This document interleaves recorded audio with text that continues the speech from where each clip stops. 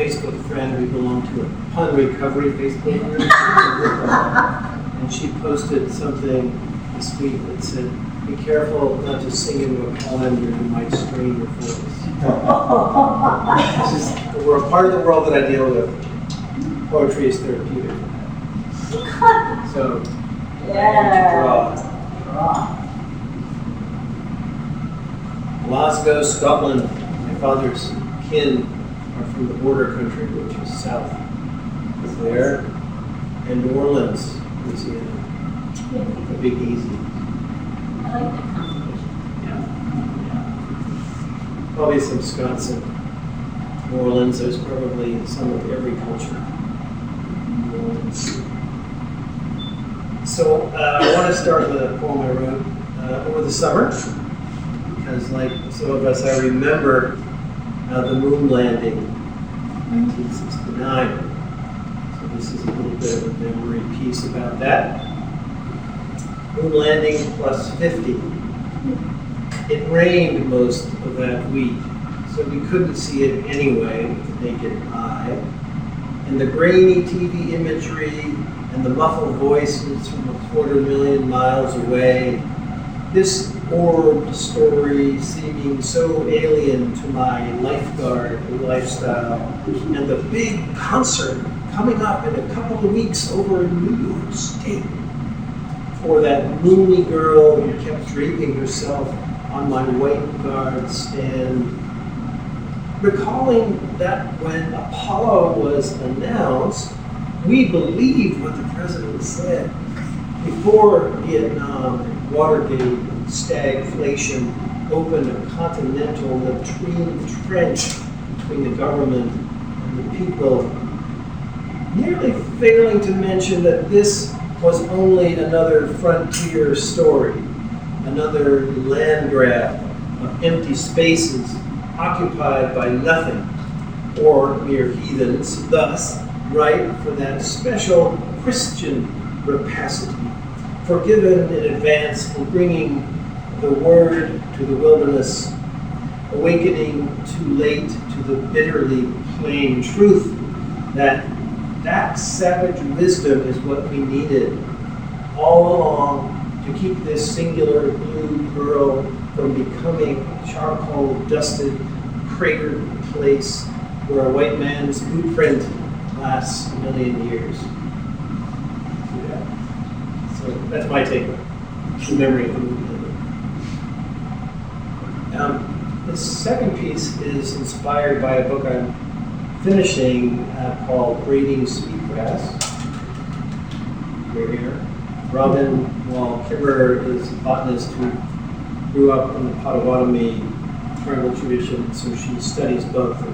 This book brings them together in a way that's really refreshing and powerful. So. And there's some language in there from the Potawatomi language that she studied. So that's what inspired this. Animacy. Pupawi is Potawatomi for the power and really the longing that pushes the capped mushroom mycelium spore messenger into the open air overnight.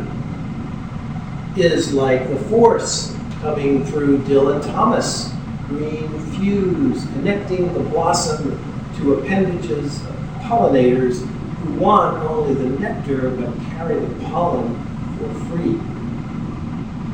Yahweh was Potawatomi for being long before the Israelites were breathed into being by the Great White Father, is now and always was only as simple as the sweetness of the wild strawberry.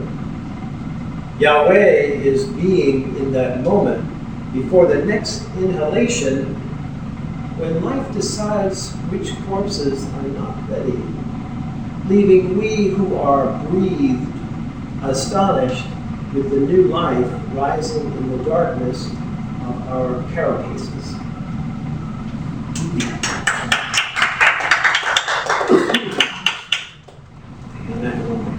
I too wrote a poem inspired by that same word. Yeah.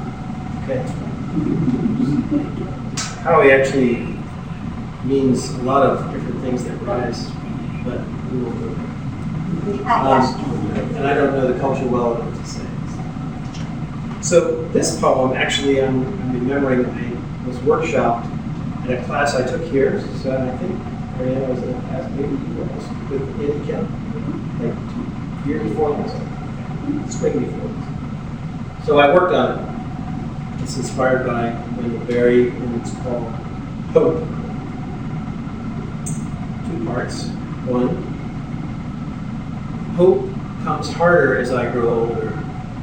Now I know the difference between hope and expectation.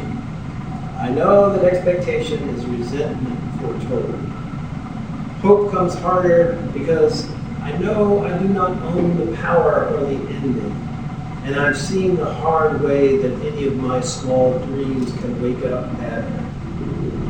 That hope does not depend on good feelings or belief in a sensate reality or a singular bright future, or waking from the nightmare of loneliness.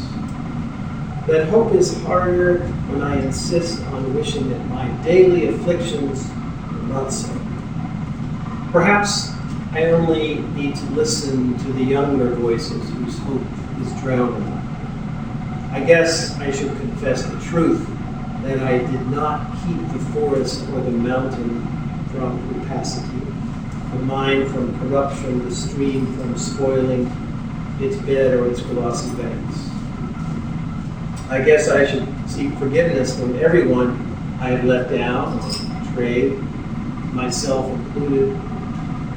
For only then can I become present in this singular place, can I give weight to this simplest of knowledge, earned and lost and regained and lost again, that there is no place more worthy of my caring than this ragged place to which I once belonged, as it was in the beginning and ever shall be. Or 2. Perhaps then I will remember belonging, remember how to greet the other who could be a neighbor, who could join in a naming, the old man across the road, the otter in the branch bank, the heron standing motionless in the pool I dug deeper in the branch, making more space for the water to soothe my errant feet in this place alone. I listen that I might know this place less by worded language than by antlered sounds of roots and stones, writing the notes of the new song I've waited so many lifetimes to hear. This knowledge cannot be broken by power or increased by wealth. It can only silence the siren call of the wealthy for our faith or for our work or for what lies beneath this webbed and rooted and tufted land. When that call comes, I hope I will join my knowledge with those who can articulate the common sense that could save us.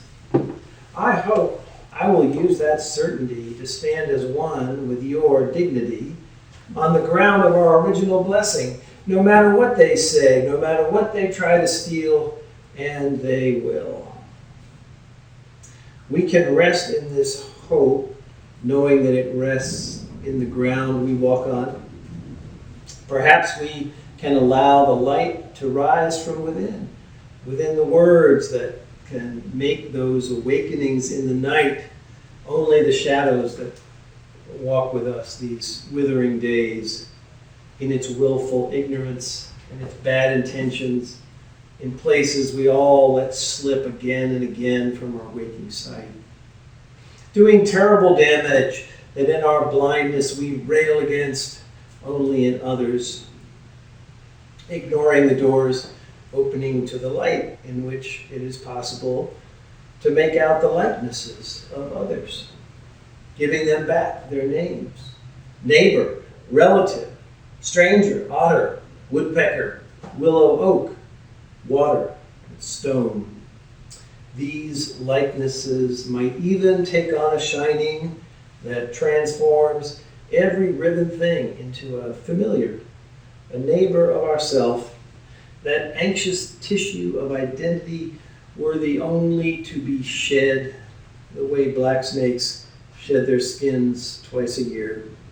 The way this place takes me in because this is home and they have to let me in regardless of my errancy.